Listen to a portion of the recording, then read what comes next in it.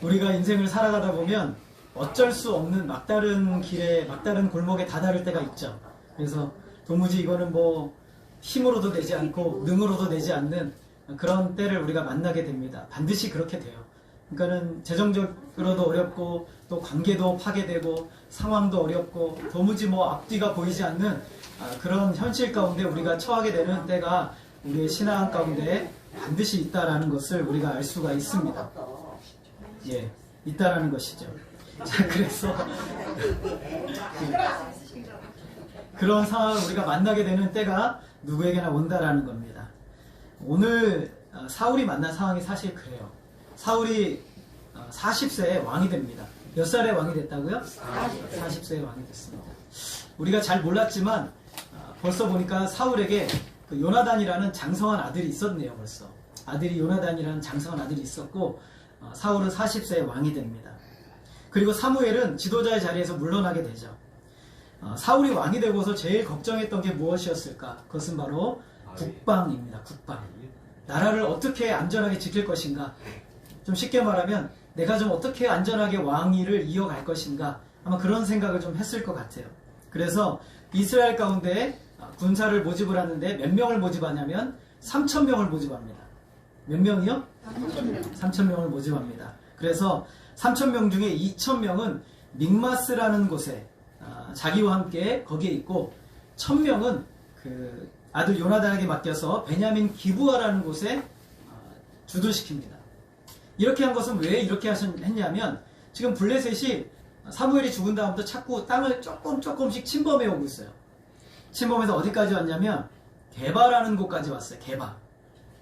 게바가 원래는 이스라엘 땅 영역인데 이 블레셋이 야금야금 와서 이 게바까지 오니까 사울이 위기감이 느껴서 군사를 주둔을 시킨 거예요. 자, 그런데 사울이 왕이 된 이후 이런 일이 일어났는데 하나의 아주 중요한 사건이 하나가 일어납니다. 우리 3절인데 3절을 한번 같이 읽어보겠습니다. 시작. 요나단이 게바에 있는 블레셋 사람의 수비대를 치매 블레셋 사람이 이를 들은지라 사울이 온 땅에 낙화를 불어 이르되 히브리 사람들은 들으라 하니 사울의 아들 요나단이 굉장히 용맹한 사람이거든요. 정말 너무너무 용맹한 사람인데 이 땅을 빼앗기는 것을 볼 수가 없는 거예요. 그래서 어떻게 했냐면 이 요나단이 블레셋의 수비대를 게바에 있는 수비대를 쳤어요. 쳐버린 겁니다. 그래서 아무튼 좀 이겼겠죠. 이겼는데 문제는 뭐냐면 이게 발단이 되는 거예요. 지금 가뜩이나 지금 블레셋은요 화가 잔뜩 나 있어요. 왜냐하면 사무엘 이후로는요 이 이스라엘 점령을 치지를 못하는 거예요. 누가 막으셨어요? 하나님이 막으셨거든요. 그러니까 너무너무 화가 나 있는 상황이에요. 그래서 이 요나단이 이 게바에 있는 수비대를 침으로 말미암아 전면전이 시작이 돼요. 전쟁이 엄청 커지는 거죠. 쓸데없는 일을 한 겁니까? 하나님의 놀라운 섭리 가운데 있는 것이죠. 그래서 게바에서 요나단의 도발을 들은 이 도발은 쉽게 이런 겁니다. 여러분 벌집에다가 돌을 던지면 어떻게 돼요? 벌이 막 날려들잖아요. 네. 지금 그 꼴을 만든 거예요. 그러니까 블레셋이 화가 난 거예요. 그래서 군사들을 엄청 모집을 합니다. 엄청 많은 군사들을 모집해요. 그래서 성난 벌들처럼 전쟁을 시작합니다. 그러니까 사울이 어쩔 수 없이 전쟁을 시작을 해야 돼요. 그래서 전쟁을 시작을 해야 하는데 몇 가지 큰 문제들이 있습니다. 어떤 문제가 있냐면 첫 번째 문제는 이스라엘 백성들이 가지고 있는 무기가 형편없어요. 얼마나 형편없냐면 이 당시 시대를 상으로 본다면 이 당시가 철기 시대거든요. 철기면은 칼과 창을 만들잖아요. 그런데 문제는 뭐냐면 가나안 땅에 제일 먼저 철기를 도입해서 무기를 만들었던 민족이 블레셋 족속이에요. 근데 이 사람들이 전략적으로 이스라엘의 그 철공들 있잖아요. 몰래 들어간 철공들 있으면 다 죽여버려요. 그러니까는 이스라엘 백성들이 뭘 만들려고 그러면 어떻게 해야 돼요? 블레셋으로 가야 되는 거예요. 그러니까 이 블레셋 족속은 뭘 하냐면 농기구가 망가지거나 모나서 못 쓰면은 그거를 만들러 고치러 블레셋으로 가야 돼요. 그럼 블레셋 족속은 뭘 하냐면 파악을 하는 거예요. 얘네 농기구 얼마나 있고 뭐 칼은 전혀 없고 뭐 이런 걸 다 파악을 하는 거예요. 그리고 난 다음에 고치는 비용을 싸게 받을까요? 비싸게 받을까요? 비싸게 받죠. 그러니까 두 가지 이익을 취하는 거예요. 이스라엘의 전력을 파악하고 있고 그 다음에 이 사람들을 통해서 통일을 취하고 있는 거예요. 그러니까 이스라엘 백성들은 무기가 있어요, 없어요? 무기가 없어요. 진짜 최악의 상황이죠. 어느 정도로 없느냐? 우리 22절 말씀 우리 한번 같이 읽어볼까요? 시작. 싸우는 날에 사울과 요나단과 함께한 백성의 손에는 칼이나 창이 없고 오직 사울과 그의 아들 요나단에게만 있었더라. 여러분, 칼과 창이 누구에게만 있어요? 사울하고 요나단만 있어요. 지금 블레셋 족속은 모든 군사들이 칼과 창을 다 가지고 있어요. 그럼 이스라엘 백성들 뭐 가지고 싸워야 돼요? 몽둥이, 작대기 뭐 이런 거까지 싸워야 되는 거예요. 여러분, 이게 싸움이 됩니까? 안 됩니까? 안 되죠. 저기서 탱크 몰고 있는데 총으로 땅아 이러고 있는 거예요. 될 수가 없는 싸움이죠. 근데 창과 칼이 누구에게냐면 요나단과 사울에게만 있는 거예요. 근데 더 큰 문제가 있어요. 뭐냐면 이게 그 무기에만 문제가 있는 게 아니라 군사의 숫자에도 문제가 많아요. 이스라엘 백성들 아까 군사가 몇 명이라고 그랬어요? 3,000명. 그래서 사울이 전쟁을 하기 위해서 즉위식을 올렸던 길갈로 가서 군사들 다 모입니다. 3,000명이 모여요. 근데 블레셋 사람들이 이 틈을 타서 믹마스까지 치고 올라와요. 아까 믹마스에 누가 있다고 그랬어요? 사울이 2,000명을 데리고 있었는데 거기까지 치고 올라왔어요. 지금 사울이 길갈로 뒤로 내려가니까 막 치고 올라온 거예요. 그런데 숫자가 얼마나 많은지 우리 5절을 같이 한번 읽어보겠습니다. 시작. 사람들은 이스라엘과 싸우려고 모였는데 병거가 3만이요 마병이 6,000명이요 백성은 해변에 모래같이 많더라. 그들이 올라와 바다인 동쪽 맥마스에 진침해. 여러분, 지금 병거가 3만이에요. 그럼 병거는 그냥 자동으로 움직이죠. 사람이 다 있어야 될 거 아니에요. 병거에는 보통 사람이 2명씩 타거든요. 그러면 3만이면 거기에 군사가 몇 명 있어요? 6만 명 있어요. 마병이면 말을 타고 움직이는 마병들이 지금 몇 명이에요? 6,000명이요. 나머지 보병들은 몇 명 있어요? 바닷가에 모래알 같이 많이 있어요. 지금 이스라엘은 군사가 몇 명이에요? 3,000명이에요. 지금 블레셋 족속은 정군을 다 소집한 것 같아요. 어마어마한 군사들이 모였어요. 병거가 3만이고 마병이 6,000이고 그리고 보병은 해변가에 모래와 같습니다. 현실적으로 이 싸움은 할 수가 없어요. 아무리 전력을 잘 짜도 아무리 계획을 잘 짜도 이길 수가 없는 싸움이죠. 더군다나 이 모습을 이스라엘 백성들이 봤잖아요. 그러니까 어떻게 하냐면 다 도망가는 거예요. 도망가가지고 굴에 숨고 어디 가서 숲풀에 숨고 다 숨어버리는 거예요. 그리고 어떤 사람은 심지어 요단강을 건너서 갓과 길라 그쪽으로 도망가 버렸어요. 다 도망가 버렸어요. 완전히 지금. 근데 남아있는 군사들은 얼마나 남아있을까? 여러분 15절 같이 한번 읽어보겠습니다. 시작. 사울이 자기와 함께 백성의 수를 세어보니 600명 가량이라. 몇 명 남았어요? 600명 남았어요. 근데 문제는 뭐냐면 이 사람들이 덜덜 떨고 있어요. 여러분 같으면 안 떨겠어요? 수도 보이지 않는 저 많은 군사들, 뭐 최신 장비들을 다 동원해서 칼과 창을 다 들고 있고 이렇게 싸우러 왔는데 자기들은 지금 막대기, 작대기 들고 있는데 600명밖에 없는 이 현실들이 얼마나 참 기가 막히고 코가 막힐 노릇이에요. 기가 막힐 노릇이죠.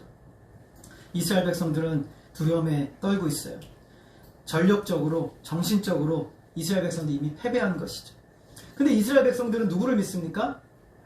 하나님을 믿잖아요. 그러면 영적으로 충만해지면 어떻게든지 하나님이 역사하시면 된단 말이죠. 그죠?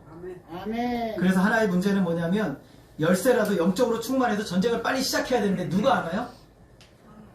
사무엘이 안 오는 거예요. 목사님이 빨리 오셔서 예배드리고 기도하고 출발해야 되는데 목사님이 7일 때 온다고 그랬는데 안 오는 거예요. 여러분, 목사님이 약속을 안 지키면 안 되죠. 목사님이, 사무엘 제사장 목사님이 빨리 오셔야 되는데 안 오고 계시는 거예요. 얼마나 기가 막힌 노릇입니까? 사울이 처한 상황이 어렵죠. 여러분, 어려운 상황이 안 어려운 상황이? 어렵죠. 사방으로 다 막혔죠. 여러분 같으면 이런 상황에 어떻게 하시겠어요?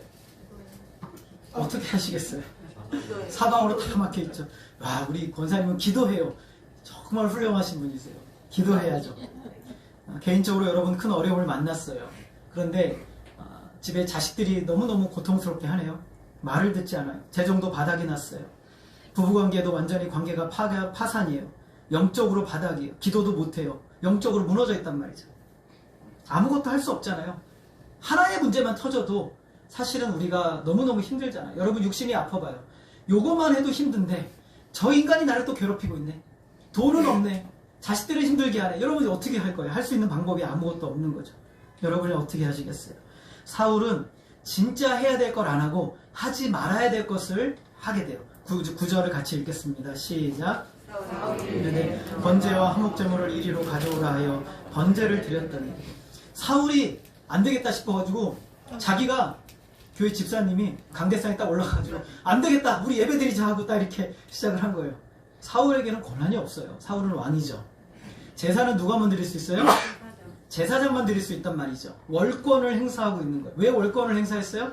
백성들이 지금 완전히 지금 최악의 상황이니까 이 사람들이 영적인 분위기를 끌어올리고 싶은 거예요. 자기가 힘으로, 자기 방법으로 올리려고 하는 거예요. 희생제사를 드려요. 왜 그래? 자기 지위를 잃을까봐. 자기의 지위를 잃을 것 같아서. 그는 하나님을 신뢰하지 않습니다. 하나님의 뜻과 방법을 따르지 않아요. 그는 왕으로서 자신의 권위가 세워지면 백성들이 감동을 받고 저 600명이라도 데리고 전쟁을 할 수 있을 거라고 생각을 한 겁니다. 결국 사울이 드린 제사는 믿음이 아니라 군사들에게 용기를 주기 위한 형식적인 행위에 불과한 거예요.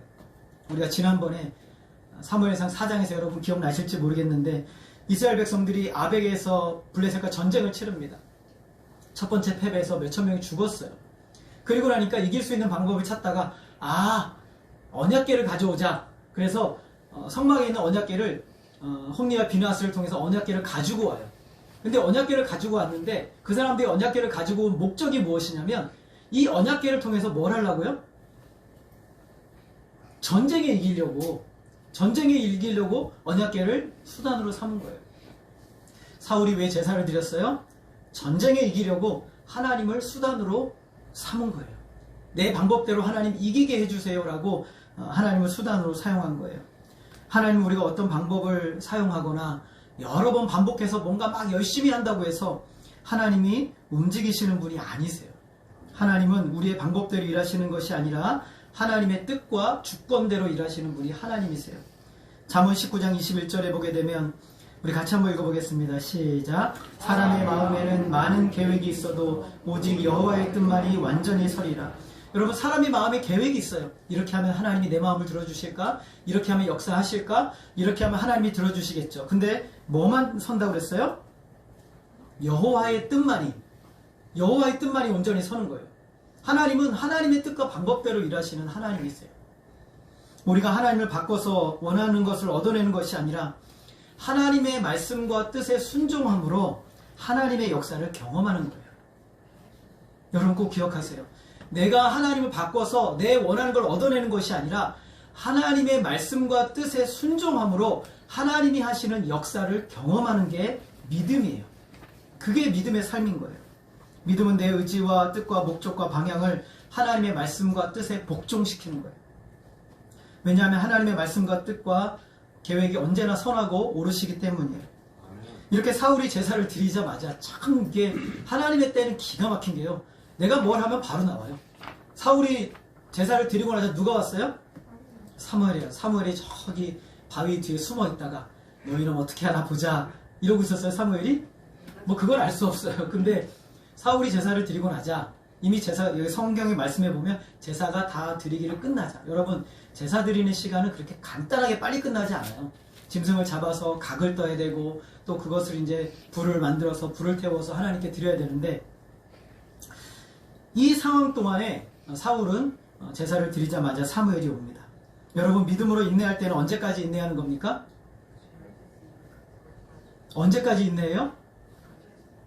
하나님이 역사하실 때까지 인내하는 거예요. 하나님이 일하실 때까지. 여러분, 기도는 언제까지 하는 거예요? 기도는 언제까지 합니까? 응답 받을 때까지 하는 거예요. 하나님은 응답 주실 때까지 기도하는 거예요. 그것을 해줄게. 아니야, 다른 걸로 해줄게. 그거는 잘못됐어. 안 돼. 그리고 조금 더 있다 해줄게. 하나님이 응답하실 때까지 기도하는 거예요. 여러분, 기도는 언제까지 하는 거예요? 응답하실 때까지 하는 거예요. 포기하지 마시기 바랍니다. 아멘. 지금까지 기다렸으니까 약속을 믿고 기다려야 돼요. 언제까지? 죽어도 기다려야 되는 거예요. 하나님의 방법이니까. 야고보는 그의 서신에서 이렇게 말합니다. 인내를 온전히 이루라. 이는 너희를 온전하고 구비하여 조금도 부족함이 없게 하려 함이니라. 왜 하나님이 우리를 기다리게 하세요? 왜 하나님이 우리의 기도를 빨리 안 들어주세요? 왜 우리는 인내하고 기다려야 돼요? 우리를 온전하고 구비하여 온전한 하나님의 백성으로 만들고자 하나님이 그 사건도 활용하시는 거예요. 사용하시는 거예요. 그러니까 조급해하지 마시고 기다려야 돼요. 온전한 인내가 부족함 없는 신앙으로 우리를 이끌어줘요. 인내라는 말은요, 그냥 참을 만큼 참는다는 뜻이 아니에요. 성경에서 인내는요, 하나님의 말씀을 붙들고 끝까지 참는 거예요. 하나님의 말씀을 붙들고. 그것이 인내예요. 성경의 내용들을 보면 거의 죽을 위기까지 참아낸 믿음의 위인들이 많이 나옵니다. 대표적인 인물이 다니엘의 세 친구예요. 사드락과 메삭과 아벳느고. 그들은 죽음의 순간까지 기다렸어요. 그리 아니하실지라도 나는 왕께는 그렇게 하지 않겠습니다라고 말하면서 기다려요. 죽음의 순간까지. 심지어 어디로 들어갔어요? 불구덩이로 들어갔죠. 하나님이 불구덩이에서 그들을 건져내셨어요. 믿음은, 인내는 끝까지 하는 거예요. 끝까지. 하나님 믿고. 성경에서 모세를 이 땅에서 가장 온유한 사람이라고 표현하고 있어요. 온유하다는 것은요, 착한 사람을 얘기하는 게 아니에요. 원래 온유하다는 단어의 원래 의미는요, 괴롭혀지다는 뜻이에요. 그를 향한 어떤 비난과 도전에 대해서 마음의 상태는 힘들고 고통스럽지만 반박하지 않고 하나님을 신뢰하고 인내하며 기다리는 성품이 온유함이에요. 여러분에게 가해지는 고통과 아픔과 주변에 여러 가지 문제들이 있지만 그것을 하나님 때문에 인내하고 참고 기다리는 것이 온유함이에요. 그러니까 착한 사람이 온유한 사람이 아닌 거죠. 신뢰하고 기다리는 거, 인내하는 겁니다. 하나님이 하시도록 기다리는 것이죠. 마태복음 11장 29절에 보면 예수님께서 자신을 이렇게 소개하세요. 우리 같이 한번 읽어보겠습니다. 시작. 나는 마음이 온유하고 겸손하니 나의 멍에를 메고 내게 배우라. 그리하면 너희 마음이 쉼을 얻으리라. 예수님은 온유함의 절정이 십자가예요. 예수님은 죽기까지, 십자가에 죽으시기까지 인내하셨어요. 하나님의 뜻이 완전히 이루어질 때까지, 모든 말씀이 성취될 때까지 주님은 그렇게 하셨어요. 모든 것을 다 참으셨어요. 사울은 지금 백성들이 흩어지고 있고 전력상의 블레셋과의 어떤 비교가 안 되고 최악의 상황이다 하더라도 누구를 믿고 기다려야 됩니까? 하나님을 믿고 기다려야 돼요. 하나님의 뜻은 상황에 굴복하게 하시는 것이 아니에요. 하나님의 뜻은 하나님의 입에서 나오는 말씀을 붙들고 기다리는 거예요. 하나님의 말씀을 붙들고 기다리는 거예요. 11절 우리 같이 읽겠습니다. 시작. 사무엘이 이르되 왕이 행하신 것이 무엇이냐 하니 사울이 이르되 백성은 내게서 흩어지고 당신을 정한 날 안에 오지 아니하고 블레셋 사람은 믹마스에 모였음을 내가 보았으므로. 사울이 자기 잘못한 거 알죠? 사울이 묻자마자 사무엘이 묻습니다. 왕이 뭐 했습니까? 라고 물으니까 자기가 뭘 잘못했는지 알아요. 그래서 이제 핑계를 댑니다. 세 가지로 핑계를 대죠. 어쩔 수 없었다는 겁니다. 백성은 그들에게 흩어지고 있어요. 몇 명 남았었어요? 600명 남았어요. 이것만으로도 참 힘든 상황이죠. 그렇다면 백성들에게 힘을 주고 용기를 줄 수 있도록 사무엘이 빨리 와서 예배드리고 기도해야 되는데 그게 안 됐다는 거예요. 세 번째는 이미 블레셋 군사들이 믹마스까지 올라와가지고 자기를 보고 쳐들어오려고 하니 어쩔 수 없이 진퇴양난이었다는 거예요. 12절 우리 같이 읽겠습니다. 시작. 이에 내가 이르기를 블레셋 사람이 나를 치려 길갈로 내려오겠거늘 내가 여호와께 은혜를 간구하지 못하였다 하고 부득이하여 번제를 드렸나이다. 여러분, 길갈에 있는데 블레셋 사람들이 당장에 치고 내려올 것 같아요. 여러분, 근데 이제 14장, 15장 보면요, 블레셋이 바로 안 와요. 바로 안 온단 말이죠. 근데 지금 당장 올 것 같아. 너무 두려운 거예요. 이 문제가 내 앞에 엄습해서 이 벽이 나에게 넘어질 것 같아. 내가 지금 완전히 쓰러져서 나는 끝날 것 같아. 재정도 완전히 바닥났기 때문에 나는 이제 굶어 죽을 것 같아. 아니요. 하나님이 막으시면 아닌 거예요. 블레셋 군대는 못 와요. 올 수 없단 말이죠. 사무엘을 기다리지 못하고 제사를 드리는 것은 자신의 생각과 결정이 아니에요. 아니라는 거예요.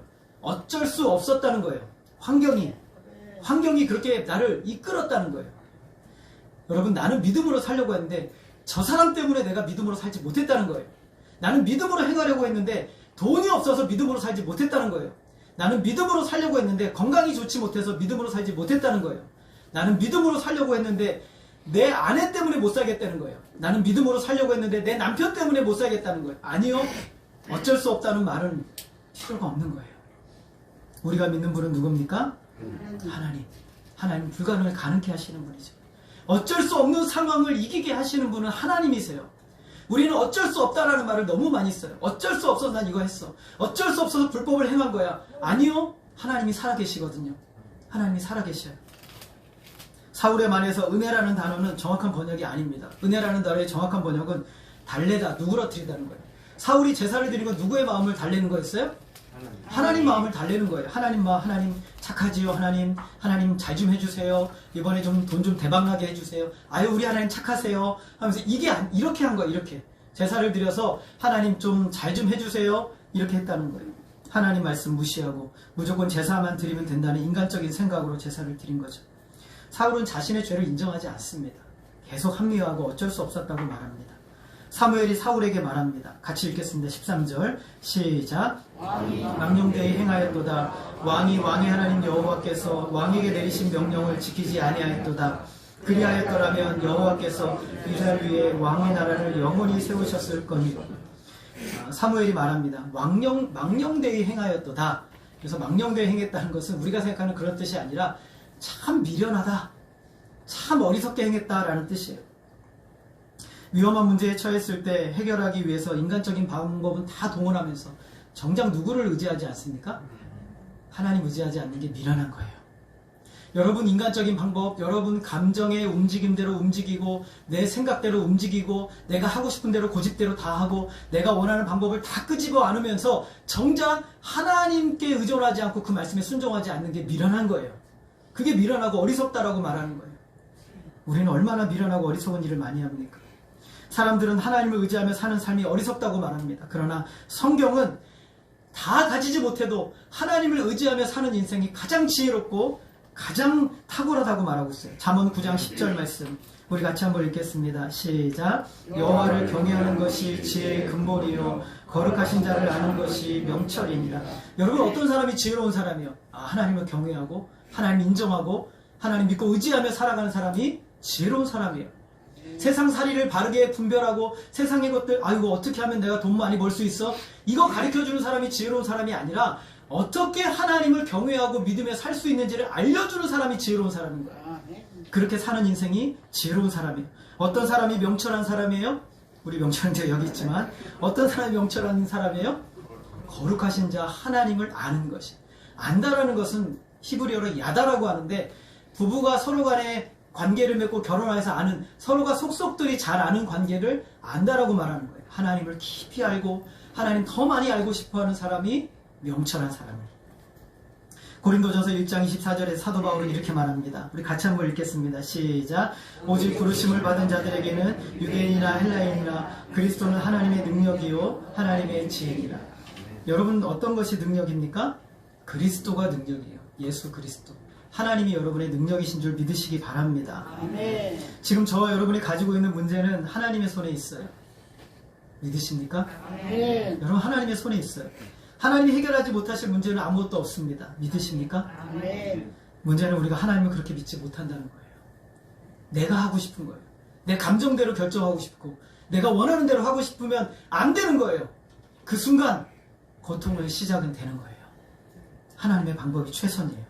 사무엘은 사울의 어리석음은 하나님이 내리신 명령을 지키지 않은 것이라고 말합니다. 그것이 왕으로서 가장 중요한 임무인데 왕은 백성을 잘 다스리는데 가장 잘 다스리는 방법은 하나님 말씀에 순종하는 거예요. 그게 가장 잘 다스리는 비결이에요. 목회자가 교회를 어떻게 잘 이끕니까? 하나님 말씀에 순종하며 살아갈 때 교회가 안전해지는 거예요. 근데 그것을 버렸어요. 그는 왕이 될 수 없습니다. 14절에 다시 반복합니다. 지금은 왕의 나라가 길지 못할 것이라 여호와께서 왕에게 명령하신 바를 왕이 지키지 아니하였으므로 사울의 나라가 길지 못합니다. 그 이유는 하나님의 명령을 지키지 않았기 때문에. 14절 하반절에서 여호와께서 그의 마음에 맞는 사람을 구하여 여호와께서 그를 그의 백성의 지도자로 삼으셨느니라. 하나님이 왕을 바꾸시겠답니다. 하나님이 어떤 사람으로 바꾸신대요? 그의 마음에 맞는 사람. 더 정확한 번역은 그의 마음과 같은 사람. 하나님의 마음과 같은 사람을 세우시고 싶으세요. 여러분 하나님이 어떤 사람을 직분자로 세우고 싶어 하세요? 하나님의 마음과 같은 사람을 세우고 싶으세요. 하나님의 마음은 마음은 선하시고 하나님 반드시 하나님 하신 일들을 이루신다는 걸 믿는 믿음을 가지고 있어야만 우리는 하나님의 사람으로 살아갈 수가 있어요. 하나님의 마음과 같은 사람을 세우셔서 이스라엘을 다스립니다. 여러분 이런 말 들으면 어떻게 해야 됩니까? 어떤 선지자가 와서 저한테 제가 잘못을 했어요. 이제 목사님은 내려가시고 다른 목사님이 세워질 겁니다. 당연히 목사님이 잘못하셨어요. 그럼 어떻게 해야 됩니까? 제가? 어떻게 해야 됩니까? 회개해야 되죠. 눈물 콧물 짜면서 하나님 제가 잘못했습니다. 저의 죄악입니다. 저의 불의입니다. 하나님 용서해 주세요. 이제는 돌이켜서 하나님만 믿겠습니다. 해야 되잖아요. 여러분 그렇습니까? 안 그렇습니까? 아멘. 여러분에게 누군가가 하나님의 말씀을 바로 전하고 하나님의 말씀이 여러분에 들릴 때 여러분 고집을 피워서는 안 돼요. 하나님 말씀에 인정하고 회개하고 순종하고 하나님께 돌이킬 때 그때부터 역사는 시작이 되는 거예요. 아멘. 마가복음 9장에 보니까 아들이 귀신 들려 죽을 위기에 처한 아버지가 산에서 내려온 헬몬산에서 내려온 예수님께 나옵니다. 그리고 말합니다. 제자들이 아무것도 못했어요. 예수님께 묻습니다. 예수님 좀 할 수 있으면 뭐라도 좀 해주세요. 이렇게 말해요. 그랬을 때 예수님이 놀라운 말씀을 하십니다. 마가복음 9장 23절을 같이 읽어보겠습니다. 시작. 할 수 있거든이 무슨 말이냐. 믿는 자에게는 능히 하지 못할 일이 없느니라. 예수님이 그를 꾸짖으세요. 얘 이놈! 할 수 있거든이 무슨 말이냐. 믿는 자에는 능히 하지 못할 일이 없느니라 라고 꾸짖으세요. 그러자 이 아버지가요 정신을 차리고 말합니다. 내가 믿나이다. 나의 믿음 없음을 도와주소서. 그럼 이게 믿음이에요. 주님 제가 믿습니다. 저의 믿음 없음을 좀 도와주세요. 나의 믿음을 좀 이렇게 올려주세요. 이게 믿음이에요. 이게 믿음이라는 걸 어떻게 알아요? 예수님이 그의 아들을 고쳐주셨거든요. 여러분 사울은 어떻게 해야 됩니까? 사무엘에 가서 저의 믿음 없음을 용서해 주세요. 제가 믿겠습니다. 저의 회개합니다. 도와주세요. 라고 해야 되는데 어떤 일이 일어납니까? 15절에 보면 사무엘이 떠나버립니다. 아무 일도 일어나지 않아요. 사울은 아무것도 하지 않습니다. 사울의 상황은 어쩔 수 없죠. 참 힘든 상황은 맞아요. 우리 같아서도 아마 저 같아서도 그랬을 것 같아요. 그러나 말씀이 들려졌을 때 어떻게 됩니까? 꼬꾸라져야죠. 그 말씀 앞에 인정해야죠. 회개하고 돌이켜야죠. 그래야 소망이 있는 겁니다. 마가복음 4장에 보면 예수님께서 제자들이 날이 저물 때 배를 타고 건너가자고 하십니다. 배를 타고 건너가는데 예수님은 피곤해서 주무시고 계셨어요. 그때 무슨 일이 일어납니까? 큰 광풍이 일어나서 배에 물이 막 가득 차고 오르는 거예요. 제자들이 바켓스 갔다가 막 물을 막 퍼내는데 한계가 부족해. 아니 그 할 수가 없어요. 그러니까 너무 황당한 거예요. 이 상황에서 예수님 주무시고 계시니까. 그래서 제자들이 예수님을 깨웁니다. 선생님이요, 우리가 죽게 된 것을 돌보지 아니하십니까? 라고 예수님을 깨웁니다. 예수님께서 아무 말씀 안 하시고 눈 비비시고 자리에 일어나셔가지고 바람을 꾸짖으시고 바다에게 잠잠하라, 고요하라 라고 말하니까 어떤 일이 났어요? 잔잔해졌어요. 바다가 완전히 잔잔해졌어요. 그리고 예수님께서 제자들을 지켜보시면서 제자들에게 말합니다. 마가복음 4장 40절 같이 읽겠습니다. 시작. 어찌하여 이렇게 무서워하느냐. 너희가 어찌 믿음이 없느냐. 여러분 하나님 저와 여러분 지금 말씀하고 있어요. 어찌하여 이렇게 무서워하느냐. 너희가 어찌 믿음이 없느냐. 주님 저와 여러분에게 말씀하고 있어요. 재정이 없으십니까? 관계가 파괴됐어요. 상황이 어렵습니까? 우리 주님이 여러분에게 말씀하세요. 어찌하여 두려워하느냐. 어찌하여 이렇게 믿음이 없느냐. 주님 말씀하세요. 제자들이 매우 두려워하면서 서로 말합니다. 도대체 저분이 누구이기에 바람과 바다도 순종하는가. 여러분 제자들과 함께 계신 예수님 누구십니까? 하나님이시잖아요. 바람과 바다도 잔잔하게 하시고 명령하시는 이 세상 모든 만물들이 그 명령에 복종하는 전능하신 하나님이 제자들과 함께 계시잖아요. 그 하나님이 여러분과 함께 계십니까? 여러분과 함께 계십니까? 아멘. 우리와 함께 계십니다. 여러분과 함께 계시는 이스라엘의 하나님, 우리의 하나님 어떤 분입니까? 사울에게 600명의 군사가 없어도 사울을 이기게 하시는 하나님. 하나님을 향한 절대적인 믿음만 있다면 하나님 그 믿음을 통해서 일하시는 하나님. 수많은 병거와 마병과 보병들이 있어도 하나님은 무력하게 하실 수 있는 하나님. 지금 여러분과 함께 하시는 분이 누구십니까? 전능하신 하나님이시죠. 어찌하여 무서워하느냐. 어찌하여 믿음이 없느냐. 이게 바로 저에게 하신 말씀이었어요. 어찌하여 그렇게 두려워하느냐. 어찌하여 염려하느냐. 마음을 갈피를 못 잡고 그렇게 헤매고 방황하느냐. 오늘 저에게 말하시는 말씀이었어요. 사울의 아들 요나단이 14장에서 블레셋과의 전쟁을 하면서 사울의 아들 요나단이 기가 막힌 말합니다. 우리 사무엘상 14장 6절 같이 한번 읽겠습니다. 시작. 여호와의 구원은 사람의 많고 적음에 달리지 아니하였느니라. 사울이 아들 하나는 잘 뒀어요. 요나단이 뭐라고 합니까? 하나님의 구원은 사람의 많고 적음에 있지 않다라는 거예요. 여러분, 하나님의 구원은 여러분의 능력 여하에 달려있는 게 아니에요. 하나님의 손에 달려있어요. 하나님만을 전심으로 의지하고 기도하는 히스기야에게 하나님은 이사야를 통해서 메시지를 주세요. 아수르 왕에 대해서 이렇게 말합니다. 그가 이 성에 이르지 못하며 이리로 화살을 쏘지 못하며 방패를 성을 향하여 세우지 못하고 치려고 토성을 쌓지도 못하고 19장 33절 같이 읽습니다. 시작. 오던 길로 돌아가고 이 성에 이르지 못하리라 하셨으니 이는 여호와의 말씀이니라. 바로 다음날 아침 무슨 일이었어요? 아수르의 18만 5천의 그 대군이 단 하루에 송장이 되어버렸어요. 누가 그렇게 하셨어요? 하나님이 그렇게 하셨어요. 하나님이. 여러분 18만 5천 명이 죽으려면 어떻게 죽어야 돼요? 하나님이 그렇게 하신 거예요. 누구는 이 말씀을 해석하면서 누구는 좀 신앙을 좀 자유롭게 하시는 분이 갑자기 흑사병이 돌았대요. 여러분 흑사병이 돌아도 며칠은 살아요. 그죠? 자꾸 성경을 그렇게 해석하려고 하면 안 돼요. 하나님의 전능하신 능하신 손이 그들을 치신 줄 믿으시기를 바랍니다. 하나님이 그렇게 하셨어요. 하나님이. 아수르 왕 사네리브는 그의 아들들에게 주게 됩니다. 시편 50편 15절에 시인은 우리에게 이렇게 권면합니다. 같이 읽겠습니다. 시작. 환난 날에 나를 부르라. 내가 너를 건지리니 네가 나를 영원하게 하리로다. 여러분 우리는 충분히 하나님께 기도하지 않았어요. 충분히 하나님 의지하여 기도하지 않았어요. 무엇이 하나님을 영화롭게 합니까? 환난 날에 하나님을 부르는 것이 하나님을 영화롭게 하는 것이에요. 하나님을 전적으로 의지하는 것이 하나님을 영화롭게 하는 것이에요. 18만 5천의 대군이든지 수많은 병과 마병과 보병이든지 수만 수천이 우리를 에워싸고 밀고 한다 할지라도 하나님은 하실 수 있다는 믿음이 하나님을 영화롭게 하는 거예요. 다윗은 천만인이 나를 둘러치려 할지라도 나는 누워 자고 깨었으니라고 말합니다. 누구를 의지하고요? 하나님. 천만인이 나를 둘러치고 죽이려 하는데 그날 밤에 잠자고 다음에 아침 일찍 일어났어요. 누가요? 다윗이요. 누구를 의지했습니까? 하나님을 의지했어요. 여러분 환경이 문제가 아니에요. 사람이 나를 고통스럽게 하는 것이 아닙니다. 그 사람 때문이 아니에요. 우리는 내가 충분히 하나님을 의지하지 않았어요. 내가 충분히 하나님을 믿지 않고 있는 거예요. 오늘 사울의 가장 큰 문제는 그가 전력상으로 어렵고 백성들은 다 도망가고 창과 칼이 없고 그게 문제가 아닌 거예요. 그 모든 것을 아우러서 다 할 수 있는 하나님을 믿지 않는 거예요. 여러분 우리의 문제는 하나님을 향한 믿음이 없는 거예요. 오늘 우리에게 필요한 것은 하나님을 향한 믿음이에요. 여러분 오늘 그 자신의 아들이 죽어가는 그 아들의 아버지처럼 주여 나를 도우소서 내가 믿나이다 나의 믿음을 도와주소서라고 기도해야 될 거예요. 하나님 의지하고 하나님만 전적으로 의지하는 믿음이 세상을 이기는 거예요. 오늘 저와 여러분의 인생에 수많은 문제들이 끊임없이 반복되고 어려움 앞에 와요. 사방을 둘러 우겨싸는 것 같은 문제들이 나를 둘러와요.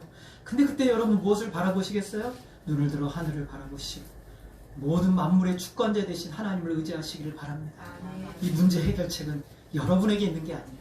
하나님에게 있는 것이에요. 오늘 이 말씀을 붙드시고 사울과 같은 우리는 꼭 사울과 같아요. 맞아요. 저는 사울과 같아요. 그러나 말씀이 들려졌을 때 그 말씀을 붙들고 일어서야죠.